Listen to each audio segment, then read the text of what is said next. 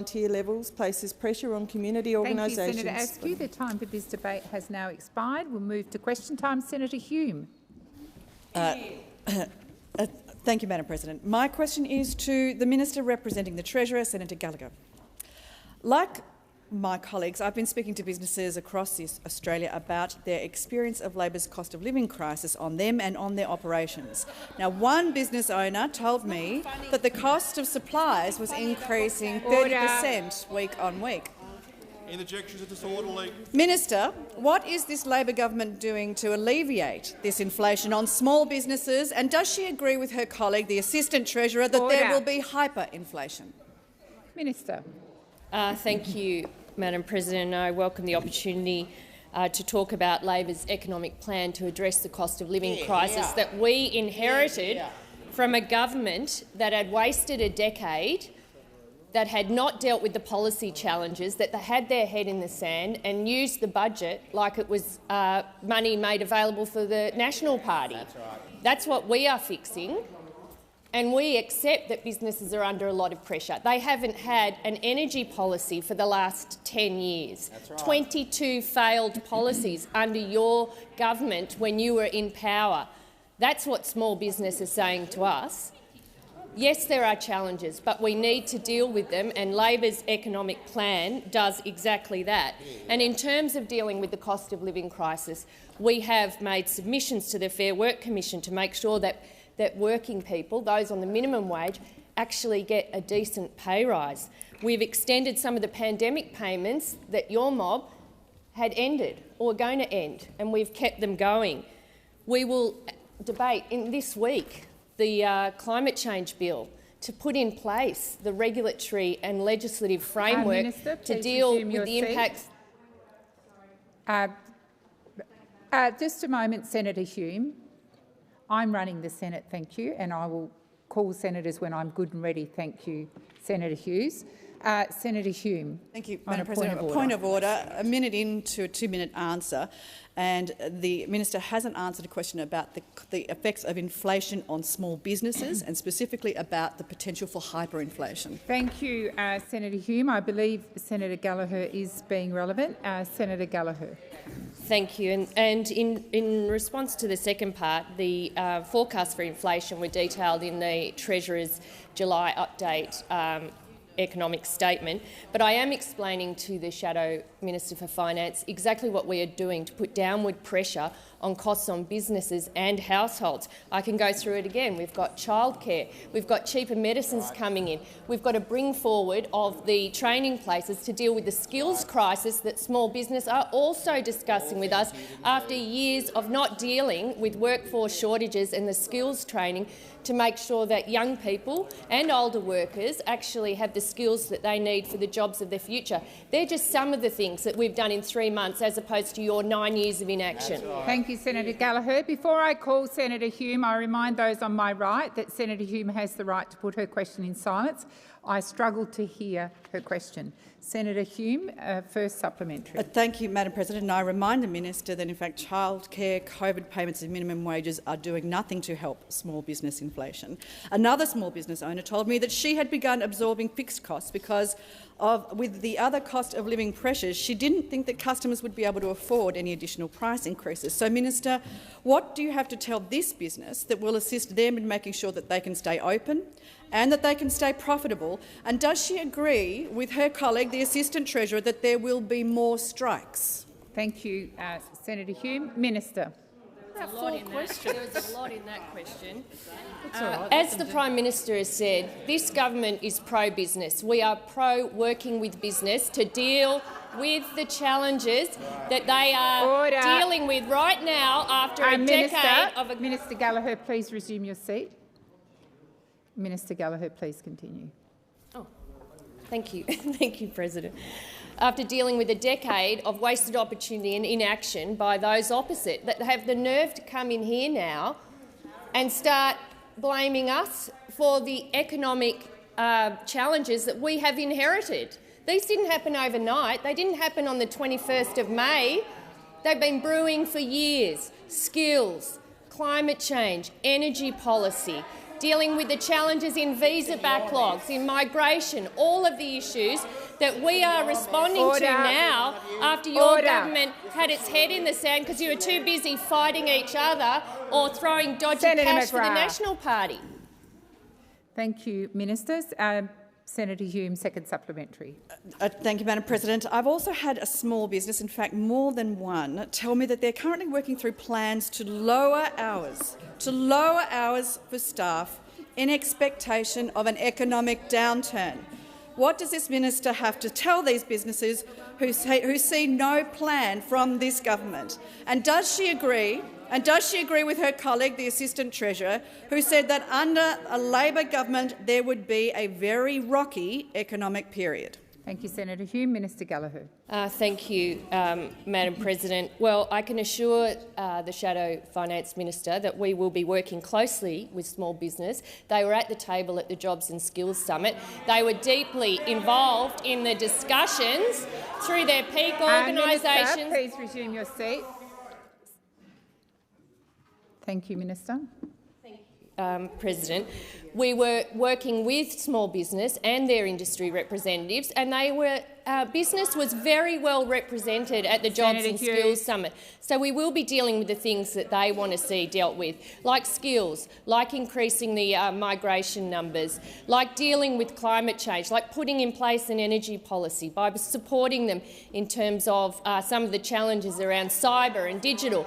These are all the issues that we're looking with, and we want to ensure that people using their businesses have enough money in their pocket to go and spend in those businesses, and that's why we are supporting reasonable and responsible wage increases for working people. Thank you, Minister. Senator Marielle Smith.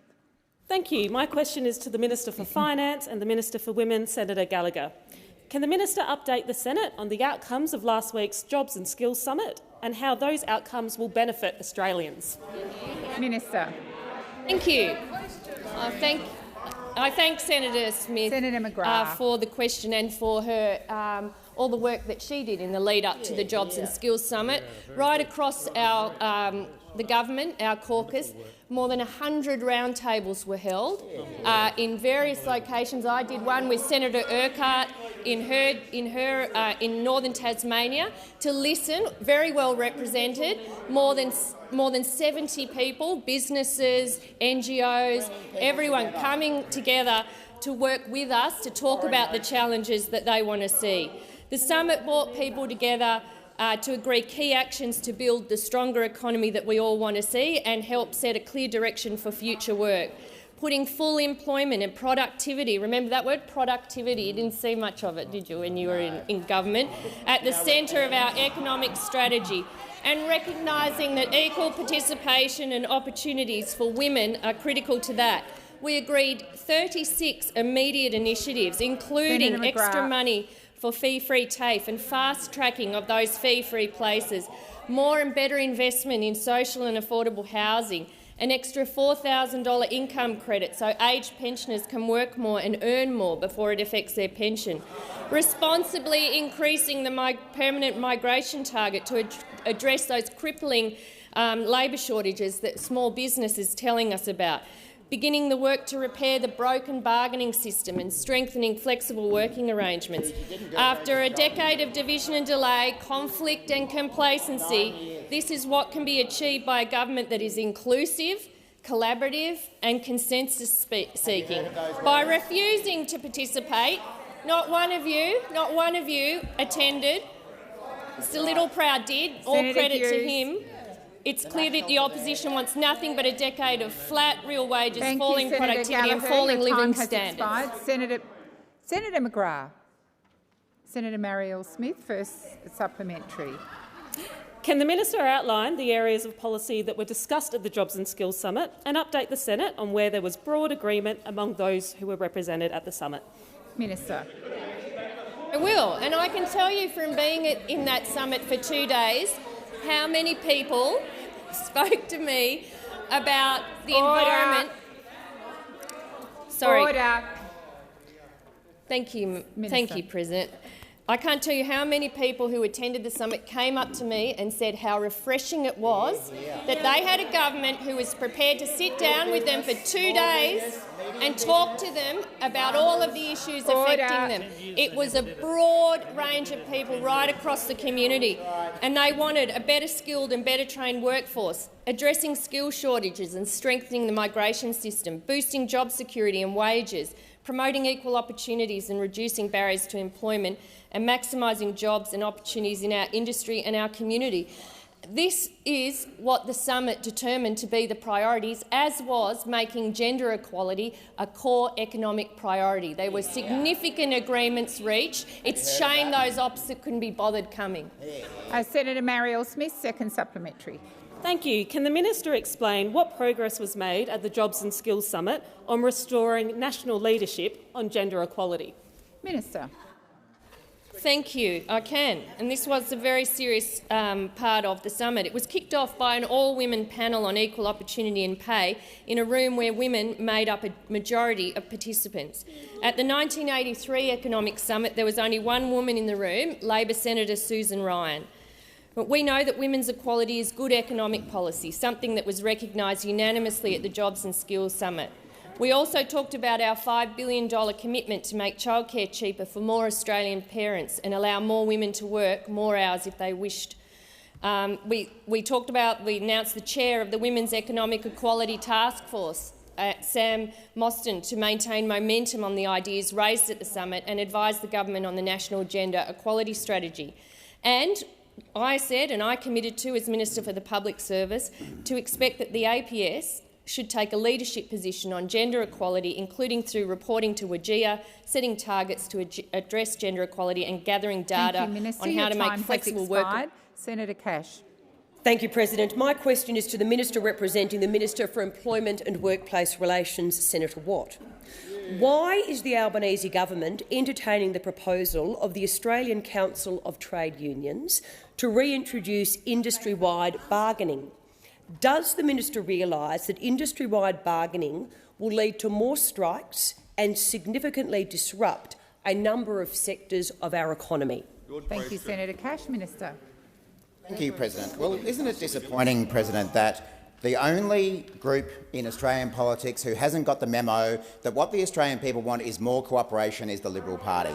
Even the National Party seemed to briefly get the memo when they had their leader turn up to the Jobs and Skills Summit. But of course, the leader of the opposition didn't turn up. The Shadow Treasurer wanted to be invited and then didn't show up. The Deputy Leader— Watt, please resume your seat.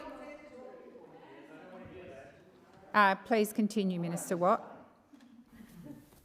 Thank you. As I say, President, it's very disappointing that the Liberal Party has not received the memo, because what the Australian people have been saying over and over again, both before and since the election, is what they want in industrial relations is more agreements and less conflict. But what do we continue to see offered up by the opposition, who are still fighting the last war? They want to progress the 9 years that we saw of more conflict, less agreements, lower wages and lower productivity.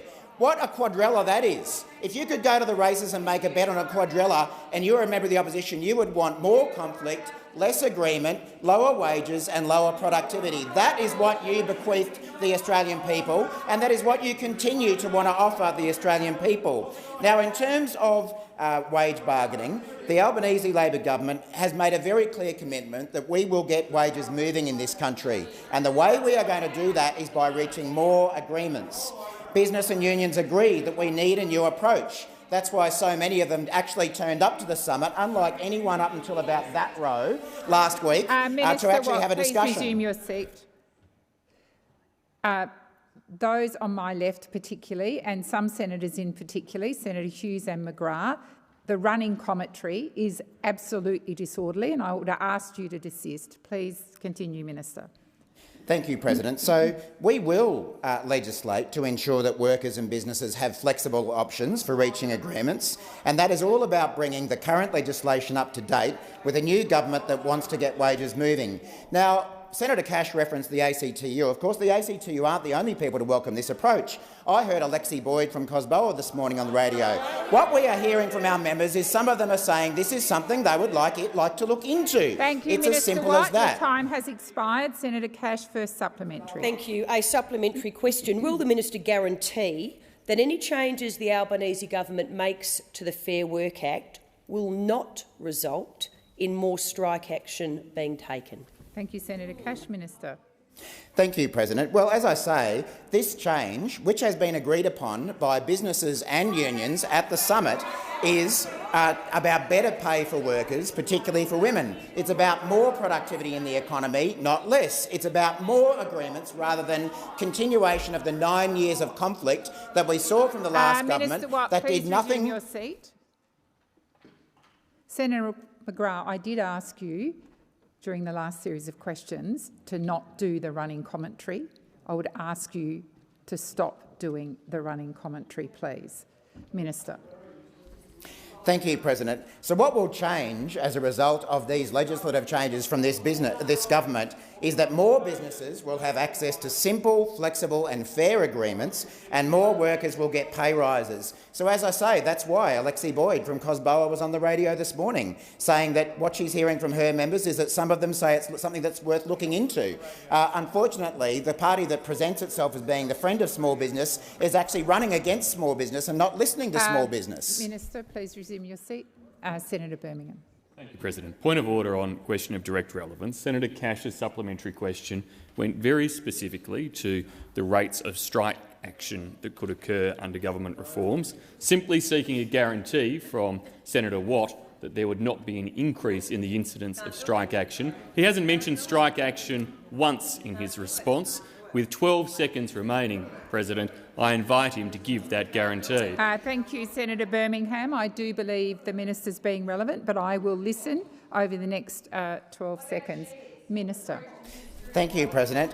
Unfortunately, there remain in this community and in this parliament some people who don't want workers to get pay rises, and there are some people who don't want businesses to have productivity, so that's why they keep using scare tactics about strikes. Thank you, Minister. Senator Cash, second supplementary. Thank you very much. Does the minister agree with the Assistant Treasurer that striking is an effective part of the bargaining process?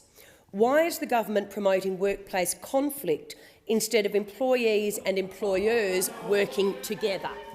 Thank you, Senator Cash. Minister. Well, thank you, President. Thank you, Senator Cash. The minister responsible for more conflict in industrial relations than any we have seen in recent history, the minister whose office leaked a police raid on a union office, that's how much she was into conflict, and now she wants to come in and lecture us about strikes and about industrial conflict. I mean, really, even for you, that is utterly shameless.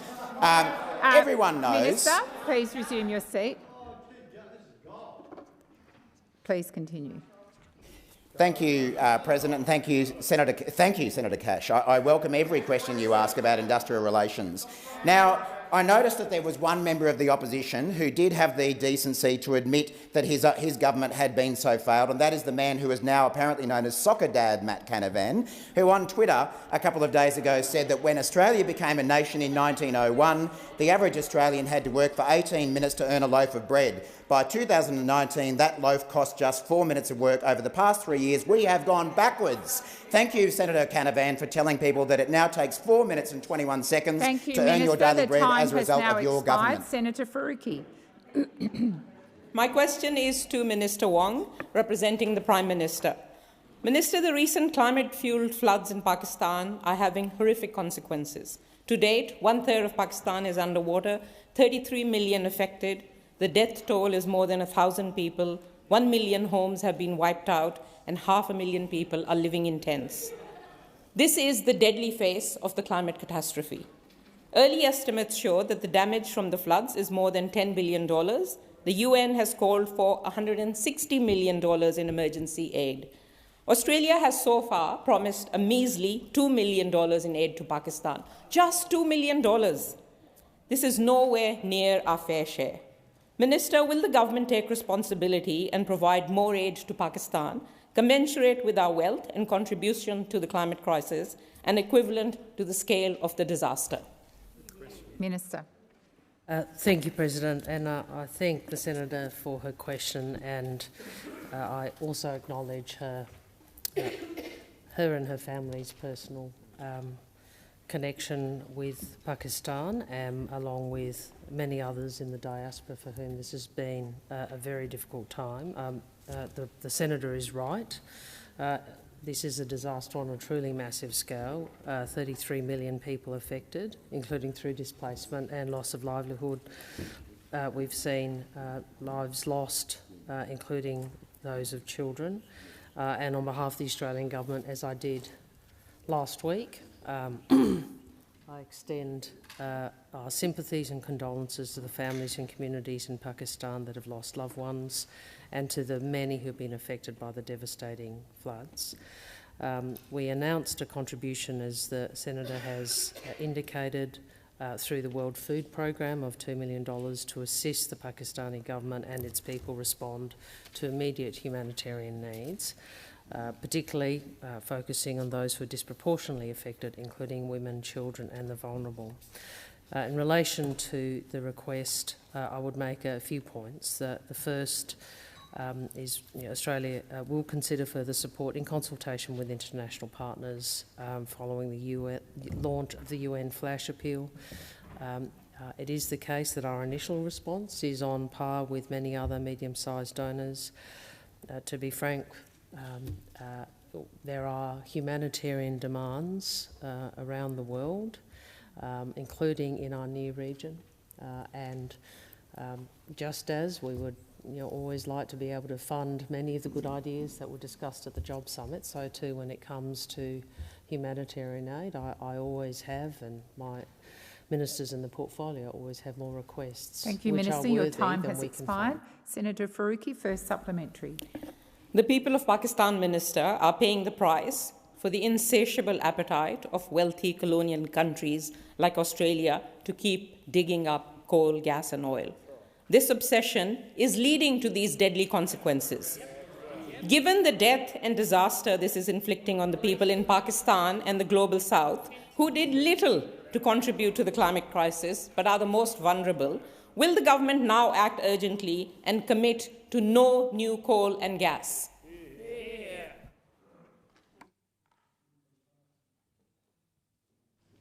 Minister.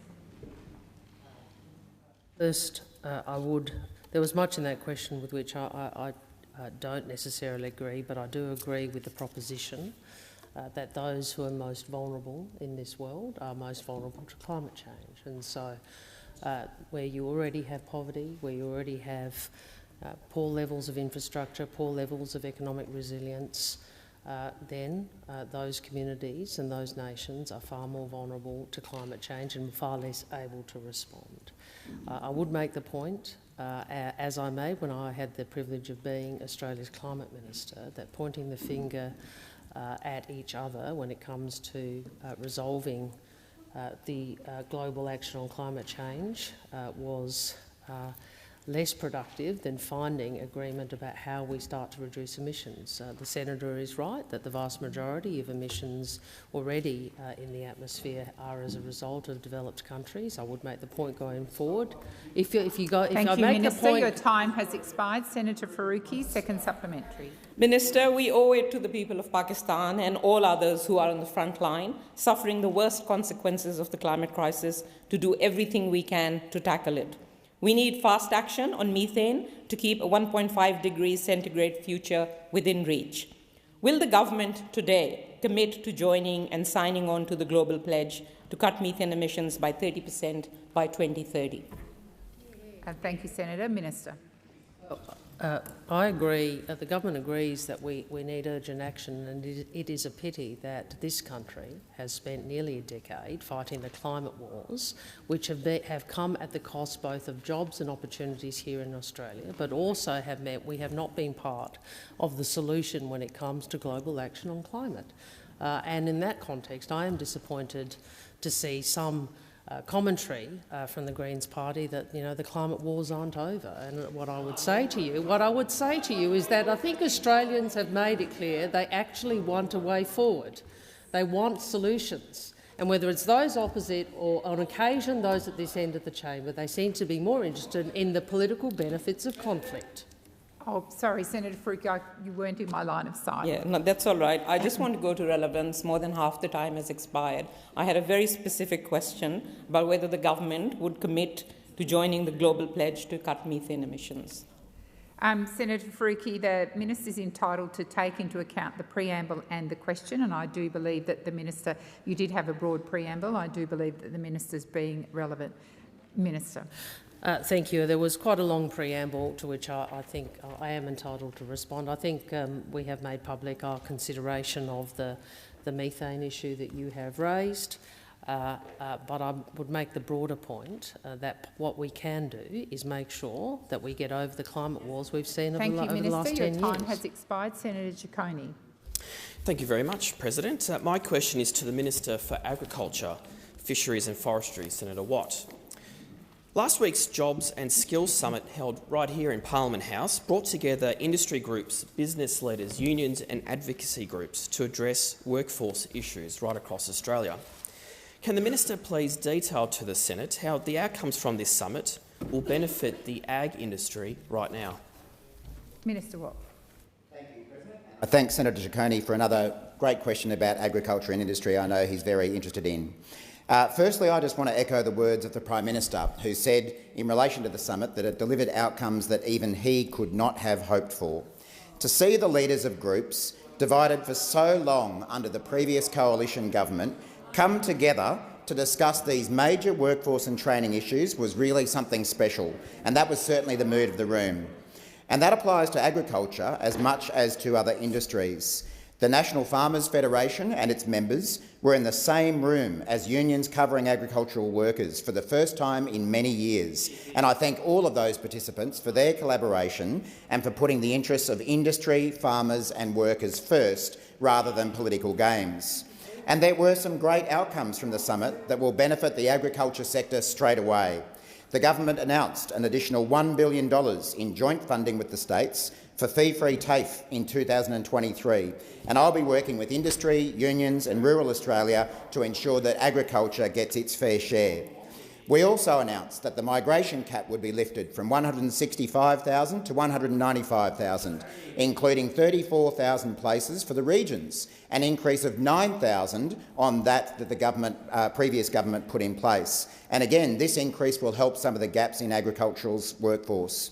The government also announced money for visa processing to speed that up and clear the backlog of nearly 1 million people who are waiting because of the previous government's inaction, and again that will help in the agriculture workforce.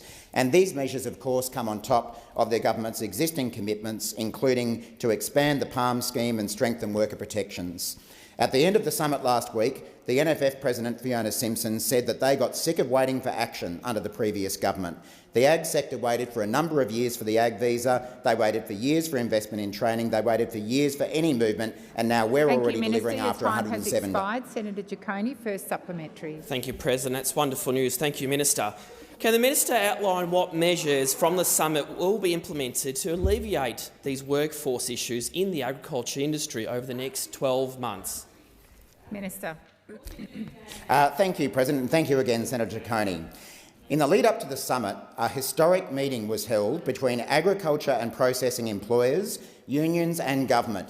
This was something the former government couldn't do and wouldn't do. Actually getting people in the same room to talk about shared challenges, something the previous government just would not bother even trying to do.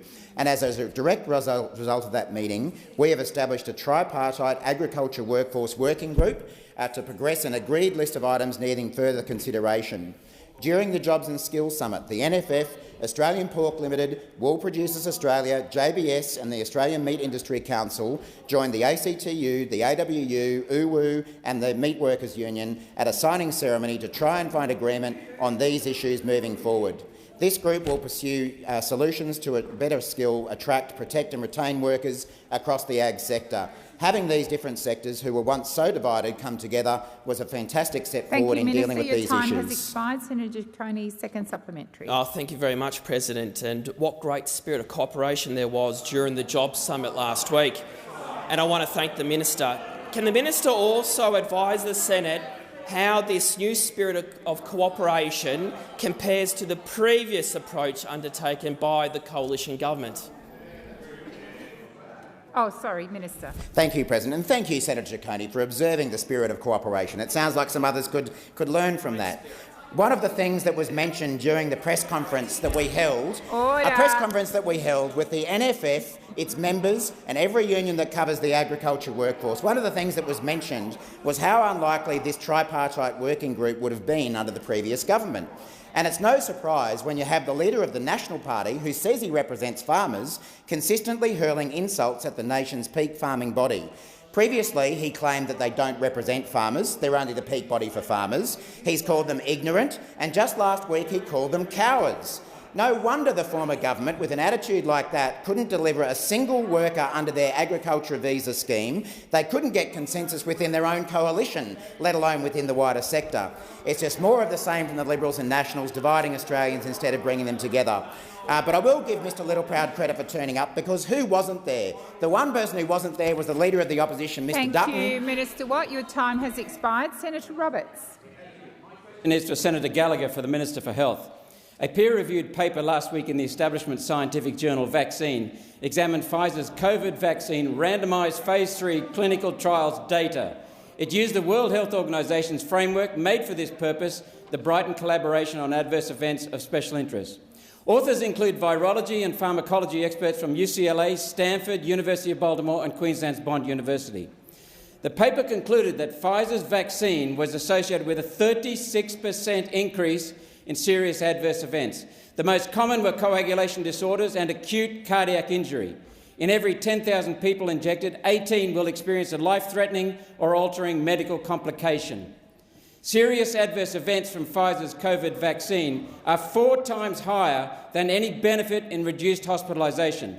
Minister, is Pfizer's vaccine safe, and do you advise Australians to continue taking it?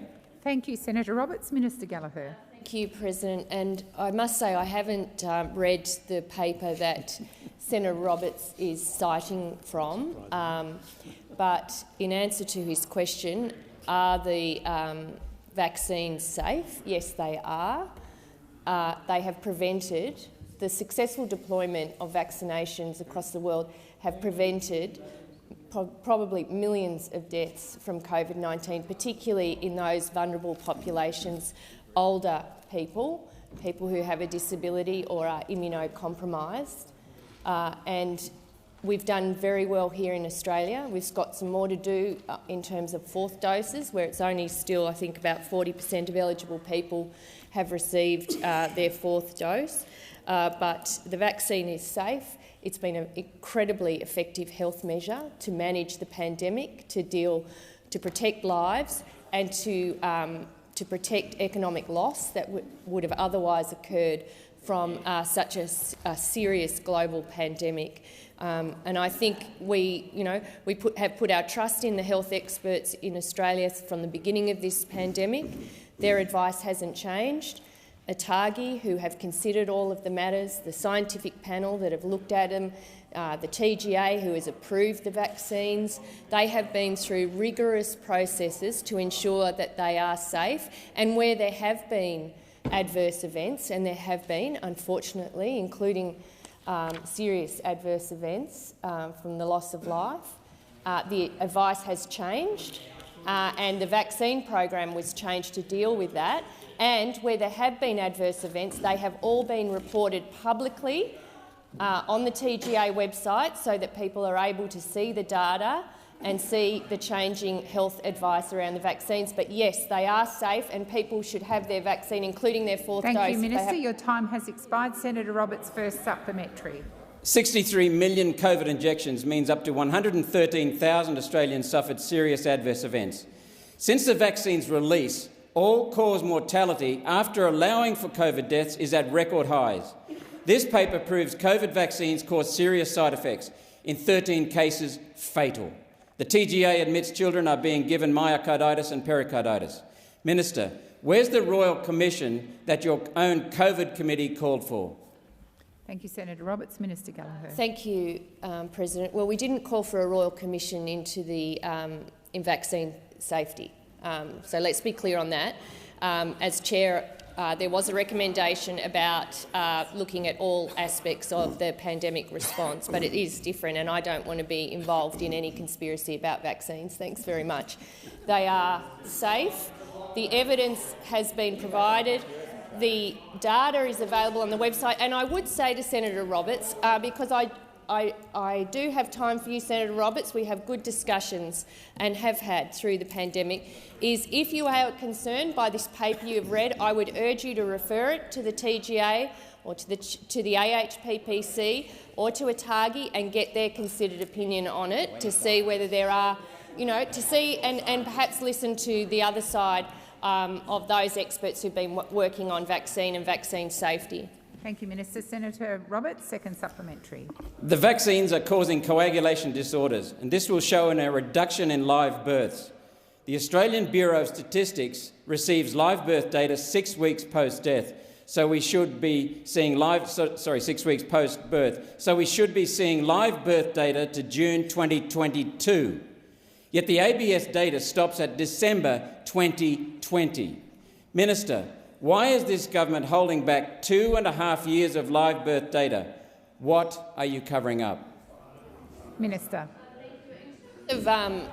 Well, we're not covering up anything for a start, so just to answer your question directly. Secondly, on issues of births, live births, maternal deaths or deaths of babies, usually that data is reported, and it's reported at state and territory level, so I'm sure that data does exist if you are interested in it.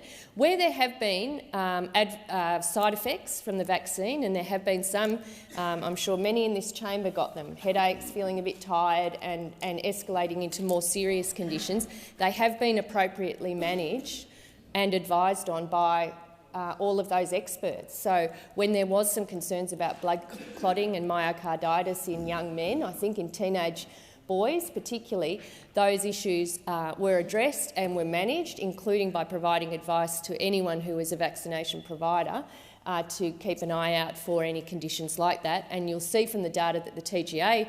Thank you, Minister. Sorry, your time has expired. Senator McDonald. My question is to the Minister representing the Minister for Northern Australia, Senator Watt. During the inquiry into the government's climate change bills, the Northern Australia Infrastructure Facility indicated there are a total of 8 coal and gas-related opportunities within the project pipeline. Can the Minister guarantee the continuation of these projects? Thank you, Senator. Minister Watt. Thank you, President. As the former Shadow Minister for Northern Australia, I don't require a folder for this answer, but I thank you for the questions, Senator McDonald. I think it's well understood that the Labor Party's position in relation to any resource project, coal, gas or any other mineral, is that we assess it on its merits.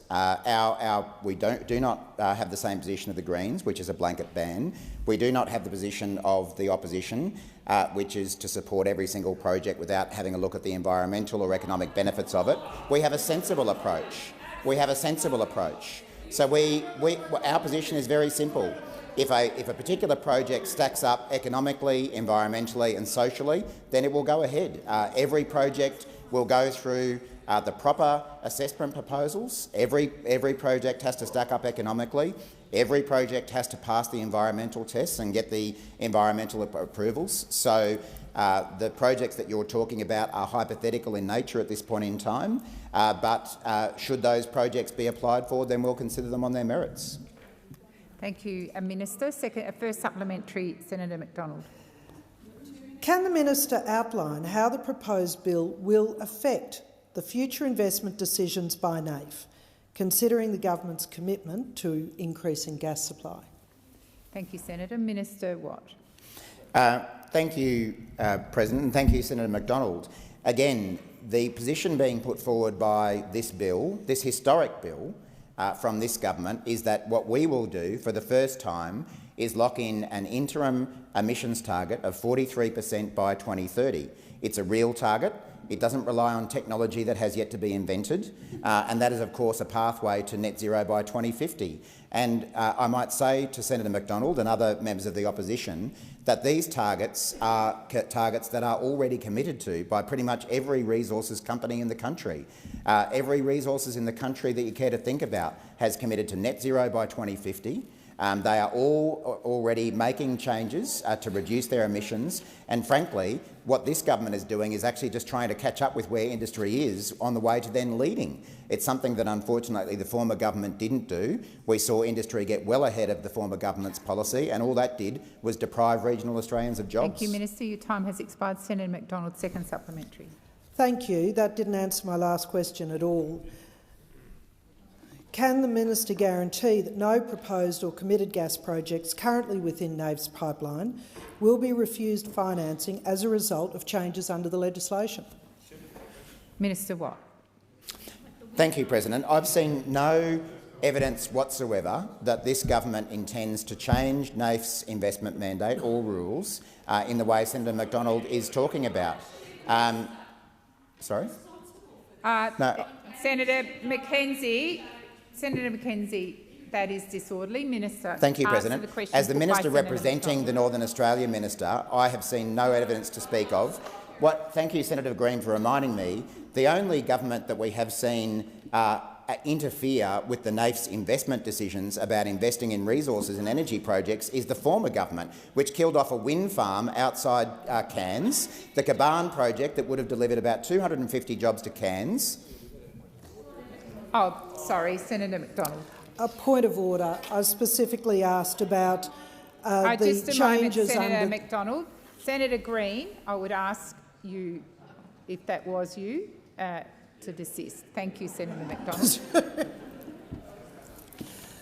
I specifically asked about the projects within the NAIF pipeline to be refused funding as a result of changes under this legislation. Thank you, Senator. Yes, thank you, Senator McDonald, and I do believe the minister is being relevant. Please continue, Minister. Thank you, President. Again, what the climate change bill is about bringing in an interim target to reduce our emissions. There is nothing in the bill that I'm aware of that would have the effect that Senator McDonald is talking about, and I would certainly hope that she and her colleagues are not intending to continue the same scare tactics that we saw for 10 years that held back investment, drove up our emissions and cost jobs. Thank you, Minister. Senator Rice. Minister Gallagher. Minister, the Treasurer was quoted this morning in relation to the indexation of income support payments as saying, "We know that it won't solve every problem for everybody, but it's important that we try and make sure that those payments keep up and that we acknowledge that times will still be tough for a lot of people." Minister, today's indexation of income support payments is less than $2 a day extra for someone on job seeker.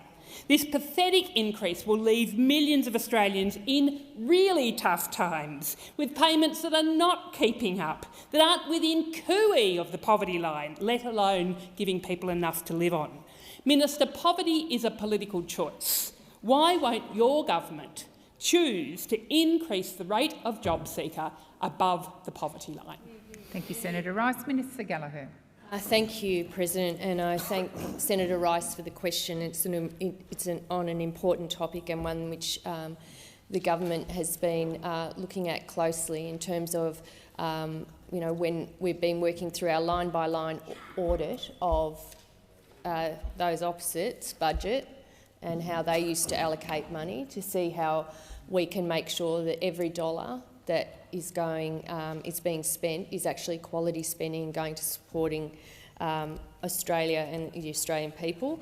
We've been clear, though, about the rate of job seeker. This did come up quite a number of times during the election campaign, and our commitment was to look at payments through the budget process and to look at basically how much money is available and ease cost of living where we can. But we didn't make a commitment to increase job seeker over and above the indexation arrangements, which, because of the high inflation, it will be a very, very significant adjustment to the parameters in the October budget, which the budget will have to accommodate as well. I mean, part of the issue we're dealing with here is $1 trillion of Liberal debt, deficits for as far as the eye can see.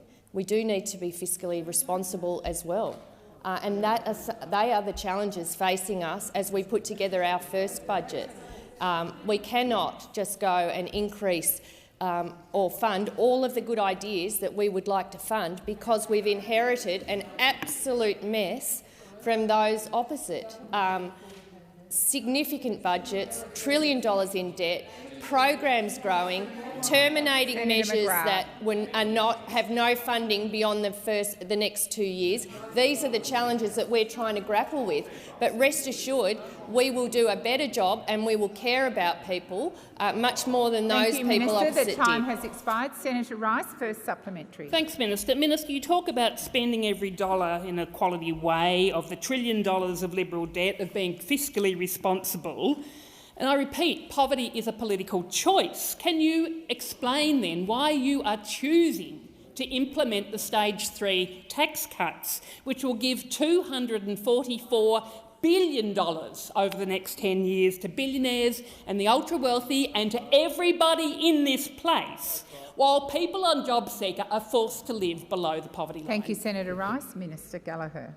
So the priority for the government is actually doing what we can now in the immediate term to deal with the budget mess we've got and deal with the cost of living pressures Australians are facing. We have not changed our view on Stage 3 tax cuts. They don't come in until July 2024. There is an immediate issue here right now that we are working through, and believe me, we are working hard every day to go through the budget to try and make room for good ideas that we would like to fund over and above the commitments we made in the election campaign. But in terms of putting immediate cost of living relief, they will be things that we do within the October budget, like making medicines cheaper, like making the investments in cheaper childcare, and the quite significant parameter variations that we'll have on indexing payments, which will make a difference for people who are living on those payments. Thank you, Minister. Senator Rice, second supplementary. Thanks, President. Minister, I'll ask it another way. Can you explain why people living below the poverty line are going to receive a measly $1.84 a day, while Labor's Stage 3 tax cuts will give Clive Palmer and everybody earning over $200,000 an extra $24.86 a day? Thank you, Senator Rice. Minister Gallagher. Well, my answer is the same as the previous question, which is that we are focused right now on the next 2 years and what we can do to deal with some of these cost of living pressures immediately. The indexation increases to payments will flow through the adjustment made at the end of September. So they will provide some assistance to people as we put in place other arrangements to deal with cost of living, such as our childcare policy and such as our cheaper medicines that we will also do. In terms of Stage 3, we haven't changed our view on that, but that is not until 2024. These issues that people are dealing with right now are right now, and that's our focus as we put together the October budget. Thank you, Minister. Senator Walsh. Thank you, President. My question is to the Minister representing the Minister for Social Services, Senator Farrell. What is the Minister doing to help Australian pensioners deal with the lack of action and neglect of cost of living issues that is the legacy of the Morrison government? Minister Farrell. Thank you, President, and thank Senator Walsh for her question and congratulate her on the terrific job she's continuing to do for the people of Victoria. The Albanese Labor government has overseen the largest indexation increases to government payment in the history of more than 30 years of Australian government allowances.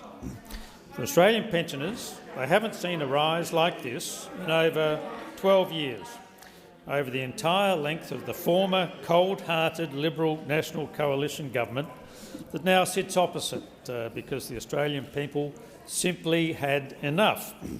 Enough of the lack of economic planning to lead us out of the pandemic. Enough of the lazy policy that has left our nation's most disadvantaged the most exposed to the tumultuous global economic conditions.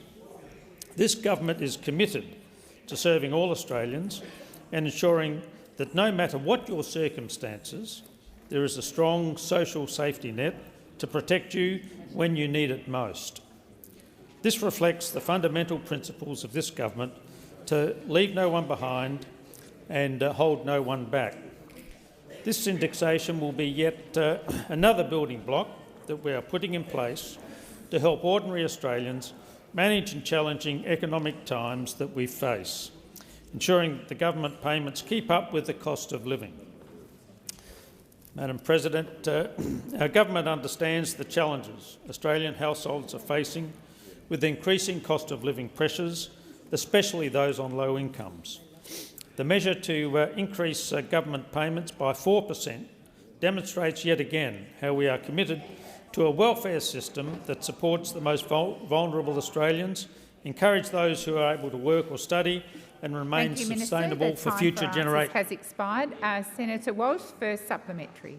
Thank you, President. Minister, is the indexation measure the only boost that aged pensioners can expect from this government?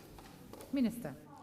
Thank you, Madam President. And again, I thank the senator for her very important question. Indexation is not the only measure our government has announced in order to assist pensioners.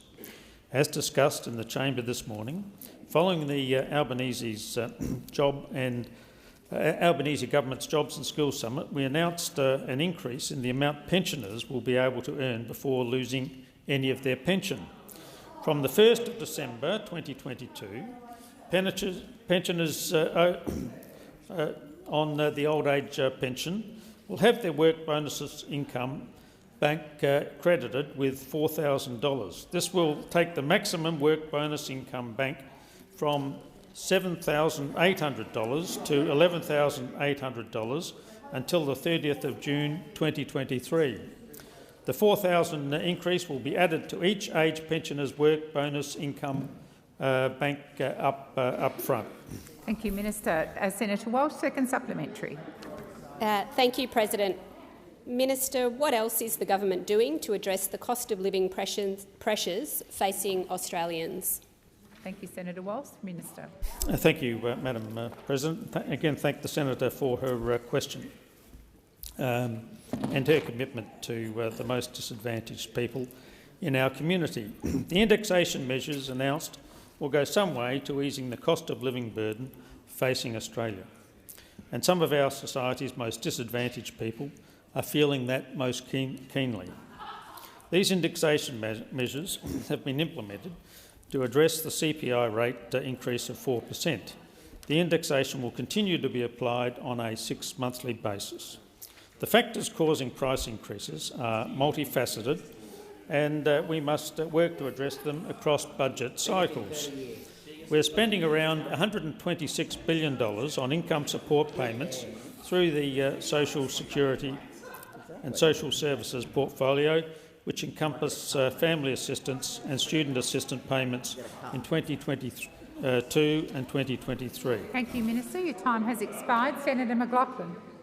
President, my question is to the Minister representing the Minister for Industry and Science, Senator Farrell.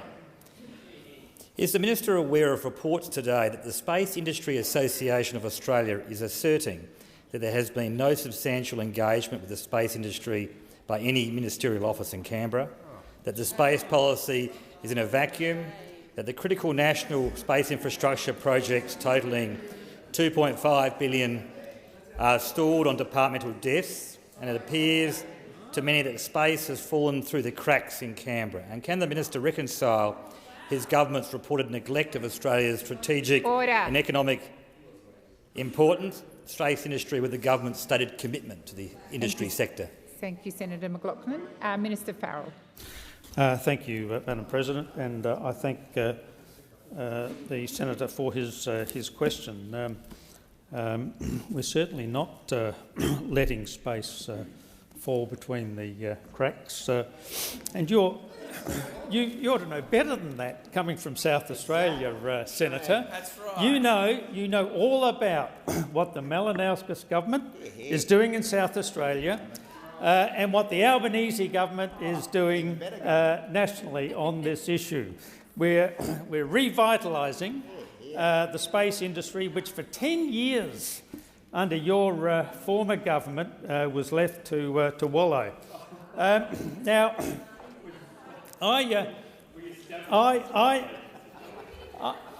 you ought to know, Senator, exactly what's going on. For instance, in Port Lincoln in South Australia is going to be the basis for further space exploration, further launches of rockets into space. Now, I was recently in the United States, and I met with a company that's looking at Port Lincoln to build a new space station.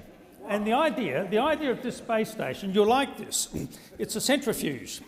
It's a centrifuge, and it spins round and round and round and fires a rocket up into space. And instead of costing, Minister Farrell, please resume your seat. Order. I'm waiting for the Senate to settle down before I call the Minister.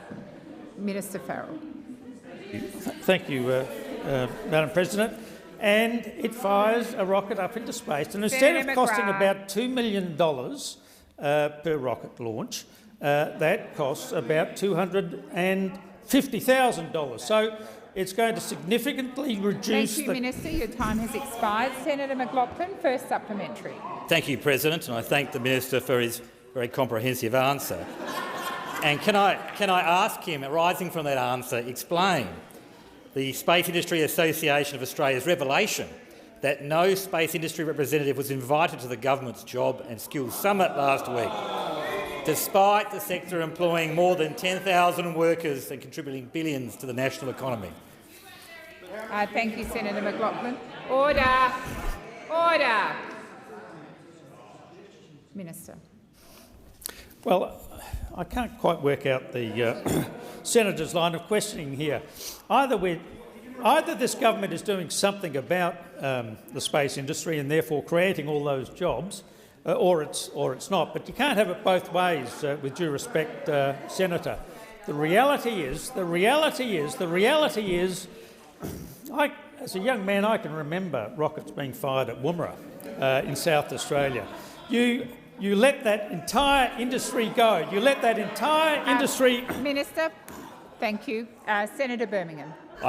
I hate to do it, Madam President, but a point of order on direct relevance. As much as the trips down Senator Farrell's memory lane are most entertaining for the chamber, there was a question from Senator McLaughlin which did go particularly to why the government did not invite representatives of the space industry to the Jobs and Skills Summit, and I find it hard to understand how Senator Farrell's recollections of what was happening at Woomera when he was a young man have any bearing whatsoever on the invite list for the Jobs and Skills Summit.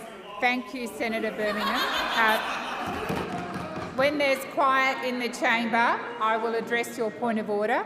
I will redirect Senator Farrell to the question, which was specifically about the Jobs and Skills Summit. Thank you, Minister.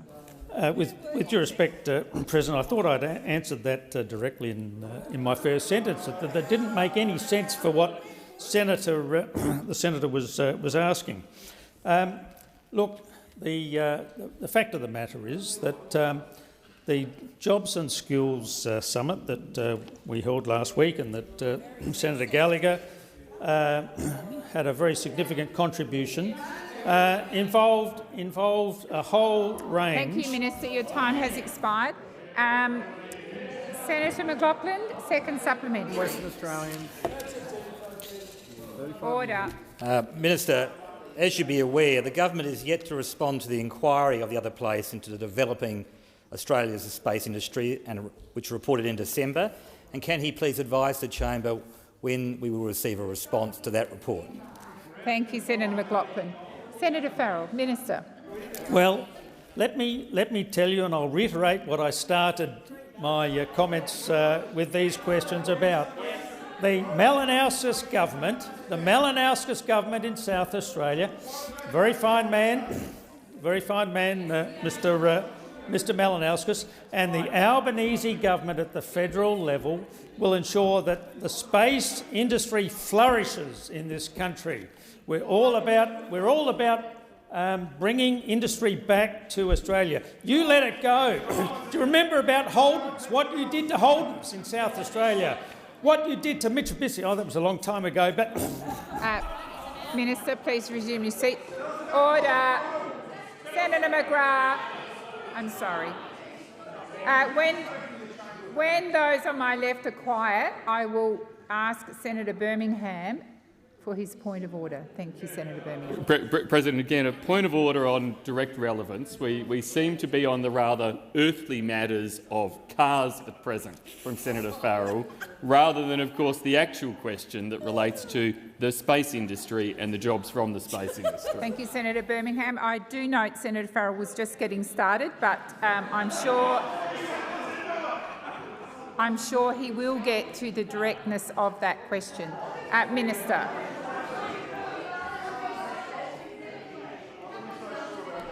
We're waiting. Minister Farrell. Thank you, President. We intend to rebuild manufacturing in this country. You kicked all of these companies out of our country. We're bringing them back, and space is going to be an absolutely vital part of that. Thank you, Minister.